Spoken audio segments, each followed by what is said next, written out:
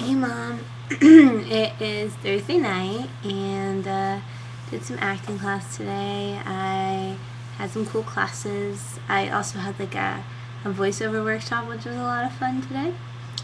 Got to try out some funky voices and stuff like that. It was a lot of fun. Yeah, today's been a pretty good day overall. My massage services were requested for one of the girls in one of my classes, which is always feels good. Feels good to be able to support.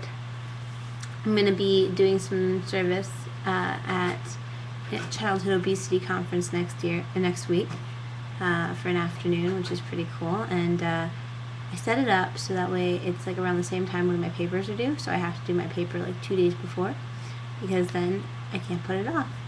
See? I've already done 6 pages of a 12-page paper, and that paper is not due for another week. Isn't that amazing?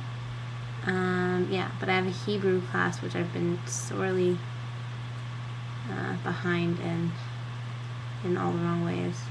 So yeah, I'm doing that right now.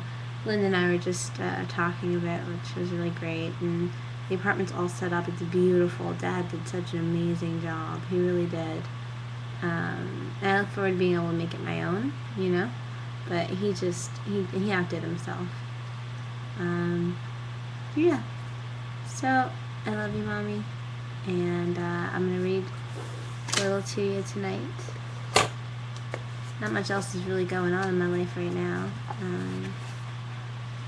Did a scene from the movie Kissing Jessica Stein, and I'm about to do a scene from a one-act play called The Power and the Glory.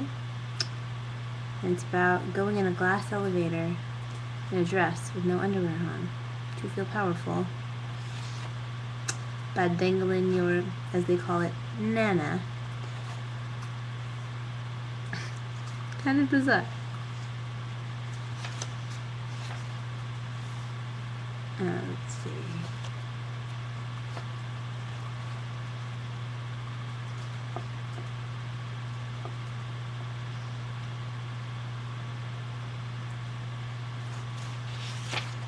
Never give up. When I was a senior in high school, I applied to Brown University and didn't get in. I was on the wait list. I called the admissions office until they eventually decided they might as well accept me. They said how badly I wanted it. They saw how badly I wanted in. Tenacity got me over the brick wall.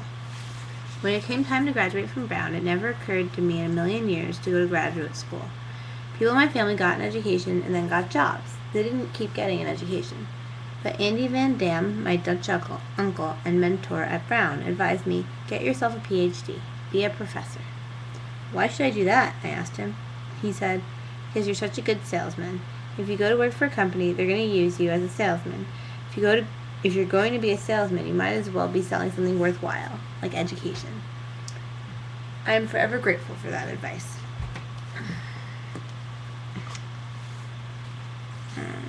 Andy told me to apply to Carnegie Mellon, where he had sent out a long string of his best students. You'll get in, no problem, he said. He wrote me a letter of recommendation. The Carnegie Mellon faculty read his glowing letter. They saw my reasonable grades and my lackluster graduate exam scores. They reviewed my application and they rejected me. I was accepted into other PhD programs, but Carnegie Mellon didn't want me. So I went to Andy's office and dropped the rejection letter on his desk. I want you to know how much Carnegie Mellon values your recommendation, I said. Within seconds of the letter hitting his desk, he picked up the phone. I'll fix this. I'll get you in, he said. But I stopped him. I don't want to do it that way, I told him. So we made a deal.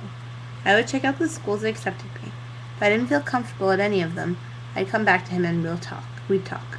The other schools ended up being such a bad fit that I soon found myself returning to Andy. I told him that I decided to skip graduate school and get a job. No, he said. You've got to get your PhD and you've got to go to Carnegie Mellon. He picked up the phone and called Nico Haberman, the head of Carnegie Mellon's computer science department, who also happened to be Dutch. They talked about me in Dutch for a while, and then Andy hung up the phone and told me, be at his office at 8 a.m. tomorrow.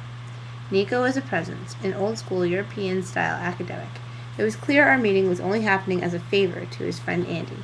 He asked me why he should reconsider my application, given that the department had already evaluated me. Speaking carefully, I said, since the time I was reviewed, I won a full fellowship from the Office of Naval Research. Nico replied gravely, "Having money isn't part of our admissions criteria. We fund our students out of research grants." And then he stared at me. More precisely, he stared through me. There are a few key moments in anyone's life. A person is fortunate if he can tell in hindsight when they happened. I knew in that moment that I was in one. With all the defense my young, arrogant self could muster, I said, "I'm sorry. I didn't mean to imply it was about money. It's just that they only awarded 15 of these fellowships nationwide, so I thought it was an honor that would be relevant, and I apologize if that was presumptuous of me." It was the only answer I had, but it was the truth. Very slowly, Nico's frozen visage thawed, and we talked for a few minutes more. After meeting with several other faculty, I ended up being accepted by Carnegie Mellon and got my PhD. It was a brick wall surmounted with a huge boost from a mentor and some sincere groveling. Until I got on stage at my last lecture, I never told students or colleagues at Carnegie Mellon that I had been rejected when I applied there. What was I afraid of?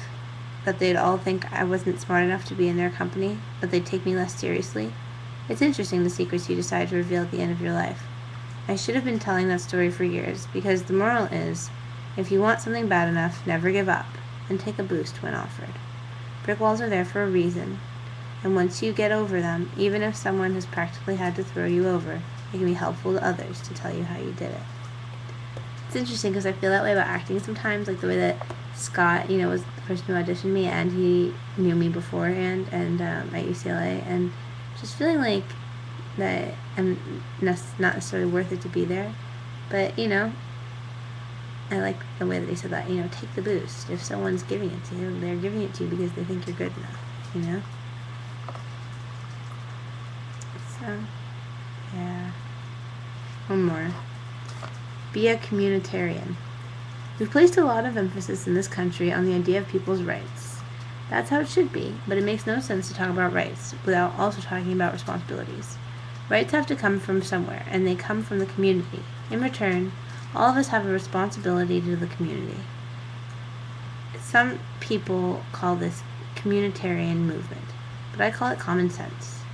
This idea has been lost on a lot of us. In my 20 years as a professor, I've noticed more and more students just don't get it. The notion that rights come with responsibilities is literally a strange concept to them. I asked students to sign an agreement at the start of each semester outlining their responsibilities and rights. They had to agree to work constructively in groups to attend certain meetings to help their peers by giving honest feedback. In return, they had the right to be in class and to have their work critiqued and displayed. Some students balked at my agreement.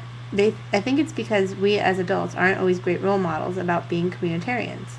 For example, we all believe we have the right to a jury trial, and yet many people go to great lengths to get out of jury duty. So I wanted my students to know everyone has to contribute to the common good. To not do so can be described in one word: selfish. My dad taught us this by example, but he also looked for novel ways to teach it to others. He did something very clever when he was a Little League baseball commissioner. He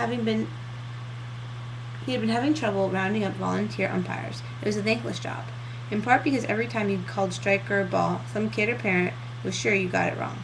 There was also the issue of fear. You had to stand there while kids with little or no control flailed their bats and threw wild pitches at you.